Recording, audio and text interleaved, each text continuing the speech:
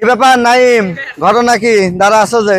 ভাই এই যে পুকুরের পানি লাল লাল হয়ে গেছে, মাছ ভাসতেছে, মাছ খুব একটা ভালো খাচ্ছে না, দু একটা মারাও যাচ্ছে। মানে মাছ খাচ্ছে না, মাছ ভাসতেছে, দুই একটা মারা যাচ্ছে, আর পানি লাল হয়ে গেছে। হ্যাঁ। এটা আবার টেনশনের কি আছে? ওই যে তুমি আমার কাছে দেখো নাই, আমি তো ওই যে আমার পুকুরে হাইড্রো ক্লিনার দিলাম। দেখছিলাম। হাইড্রো ক্লিনার আর হচ্ছে ভাইরোসে, এই দুটো দিয়ে দিলেই তো এই প্রবলেম সলভ। এটা যে সমস্যা, এটাকে বলে ইউগ্লেনা। ঠিক আছে, শোনো, সবসময় মাছ চাষে একটা জিনিস সবসময় মেমোরিতে রাখবে, যে মাছ চাষ হবে হচ্ছে আধুনিক। ঠিক আছে, মাছ চাষ করতে হবে আধুনিক। মাছ চাষে কোন রকম প্যারা নেওয়া যাবে না। তুমি যদি মাছ চাষে প্যারা নাও, তাহলে তোমার কি হবে? ঘুম হবে না। আবার যে টাকা ইনভেস্ট করবে এই টাকা উঠবে না। আবার মনে করো যে তোমার এই টেনশন দেখলে তোমার পরিবারের লোক কি হবে? হতাশায় ভুগবে। অবশ্যই আবার এরপরে তোমাদের মতো নিয়াং সালপাল আর মাছ চাষেও আসবে না। যদি প্যারা মুক্ত চাষ করছে, সবসময় টিএম এগ্রো এন্ড ফিশারিজ এর যে ইউটিউব চ্যানেল আছে, ফেসবুক আছে, সেইগুলোতে বিভিন্ন ধরনের প্রতিবেদনমূলক আলোচনা হয়। এই আলোচনাগুলো যদি তুমি শুনো, তাহলে তোমার এই প্রবলেমটা সলভ হয়ে যাবে। ঠিক আছে, এখানে এখন যে সমস্যাটা হয়েছে, এটার নাম হচ্ছে ইউগ্লেনা।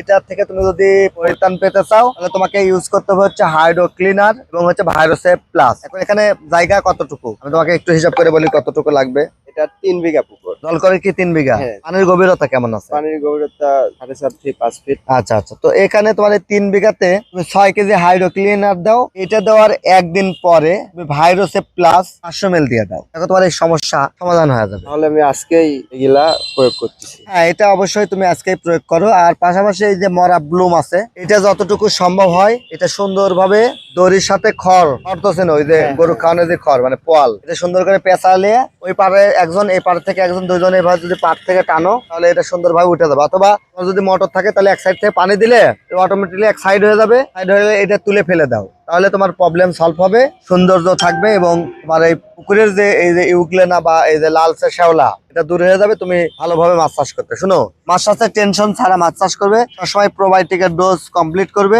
সবসময় পুকুরের যে যত্ন এটা ঠিকঠাক রাখবে। চুন, লবণ, কীটনাশক, জীবাণুনাশক, এগুলো সব ঠিকঠাক মতন দিবে। হতাশায় থাকবে না, মাছ চাষে লাভ হবে ইনশাল্লাহ। এত টেনশন লওয়ার কিছু নাই। তোমার যত ধরনের হেল্প লাগে সেটা তোমাকে করা হবে, কোনো সমস্যা নেই, টেনশন লিও না।